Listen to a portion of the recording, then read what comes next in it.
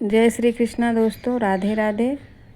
ओम कृष्णाय वासुदेवाय हरे परमात्मा पढ़ता क्लेशनाशाय गोविंदाय नमो नमः। दोस्तों, इस बार की एकादशी जो है बहुत ही खास एकादशी है, जिसका नाम योगिनी एकादशी है। ये एकादशी आषाढ़ मास की कृष्ण पक्ष की एकादशी है। इसको करने से हमारे सारे पाप नष्ट होते हैं, स्वर्ग की प्राप्ति होती है। महीने में तो बहुत दिन श्रेष्ठ हैं, लेकिन 3 दिन विशेष करके माना गया है, जो कि है पहला एकादशी, दूसरा पूर्णिमा और तीसरा अमावस्या। ये 3 दिन बहुत ही खास होते हैं। इस बार की एकादशी जो है वो शनिवार को 11 जुलाई को पड़ रही है।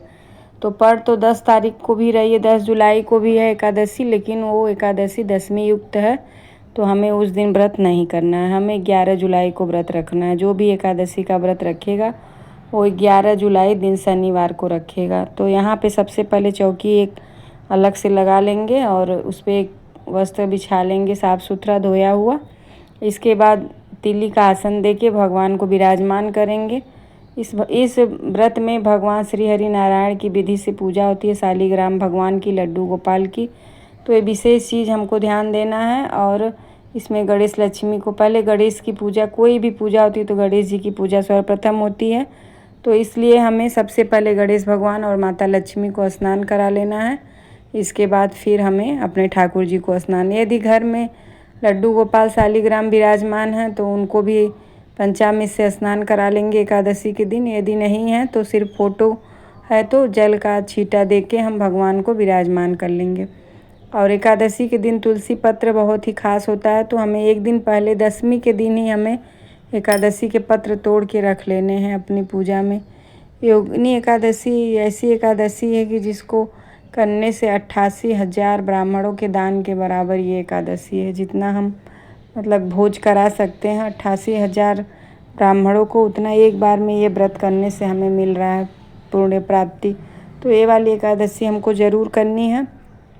और पहले गणेश लक्ष्मी को की पूजा कर लेंगे, उसके बाद हम फिर ठाकुर जी को भी मतलब स्नान करा के पूजा पाठ कर लेंगे। और इसके बाद सबसे पहले हमको ये ध्यान देना कि इस दिन हमें चावल बिल्कुल भी नहीं यूज करना है, ना खाने में यूज करना है, ना ही मतलब भगवान पे भी समर्पित नहीं करना है। तो यहाँ पे गणेश लक्ष्मी को पहले हम विराजमान कर लेंगे, इसके बाद अपने ठाकुर सेवा प्रारंभ करेंगे। तो उस दिन श्री हरि नारायण को जनेऊ जरूर अर्पित करें। इस वाली एकादशी को करने से हमारे जितने भी पाप हैं वो ख़त्म होते हैं और स्वर्ग की प्राप्ति होती है। इसके बाद देखिए हमने ठाकुर जी को स्नान करा लिया है, क्योंकि सर्वप्रथम जब भी कोई पूजा प्रारंभ होती है तो सबसे पहले हमें गणेश जी की पूजा करनी चाहिए। तो इसके बाद ठाकुर जी को स्नान करा लेंगे पहले शुद्ध जल से, यमुना जी का जल मिला हुआ जल है, उससे स्नान करा लेंगे। इसके बाद फिर हम पंचामृत से स्नान कराएंगे अपने ठाकुर जी को।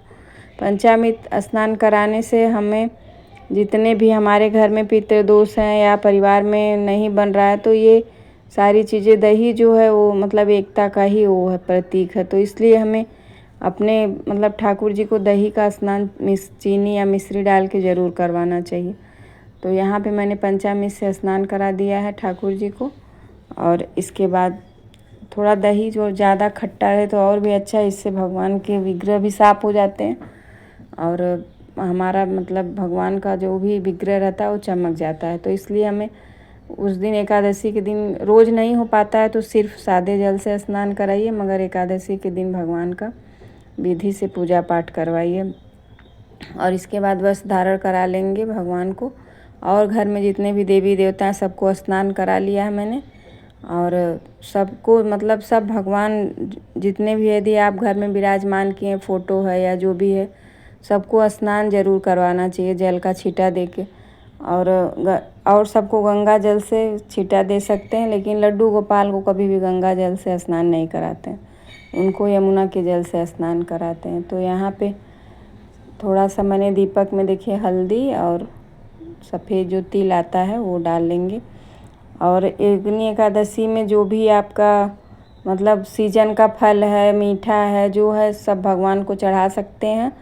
और एक योगिनी एकादशी का व्रत करने से ज़्यादा महत्वपूर्ण एकादशी का व्रत का पारण होता है। तो इसलिए हमें व्रत के पारण पे विशेष ध्यान देना चाहिए। और इस एकादशी जो 10 को भी एकादशी पड़ रही है, 10 जुलाई को भी और 11 जुलाई को भी। तो हमें 11 जुलाई वाला जो शनिवार को पड़ रहा है उसको करना है। 10 जुलाई वाली जो है एकादशी वो दशमी युक्त है, तो उसे हमें कभी भी नहीं करना चाहिए और उसका हमें पूरे फल प्राप्त नहीं होता है। तो 11 तारीख को एकादशी का व्रत रखा जाएगा और भगवान के ऊपर एक दिन पहले ही तुलसी पत्र तोड़ के रख लीजिएगा और तुलसी की माला बन पाए तो बना लीजिए, या भगवान को कुछ भी मीठा भोग बना के ज़रूर चढ़ाइएगा। और व्रत यदि आप मतलब नमक सेना नमक नहीं खाते हैं तो शुद्ध सादा मतलब वैसे भी बना के खा सकते हैं। यदि नहीं सब शरीर काम करता है तो सेंधा नमक का इस्तेमाल एकादशी के व्रत में कर सकते हैं। लेकिन आजकल व्रत रखना बहुत ही भारी पड़ जाता है, तो इसलिए शरीर के हिसाब से व्रत रखना चाहिए एकादशी का व्रत। लेकिन सबको करना चाहिए। एकादशी के व्रत करने से हमें हर साइड से लाभ मिलता है और एक दिन भगवान की सेवा के लिए हमें मौका भी मिल जाता है अच्छे से। पूजा पाठ करने के बाद एकादशी का महात्मा जो होता है वो पढ़ेंगे थोड़ा देर, और एकादशी का बुक जो आता है एकादशी कथा उसको पढ़ना ज़रूरी होता है। उसको ज़रूर पढ़िएगा अपने घर में। उसको कथा पढ़ने से घर में सुख शांति बनी रहती है। एकादशी के दिन हमें पूजा पाठ करने के बाद हवन ज़रूर करना चाहिए। काला तिल डाल के हवन ज़रूर करें अपने घर में।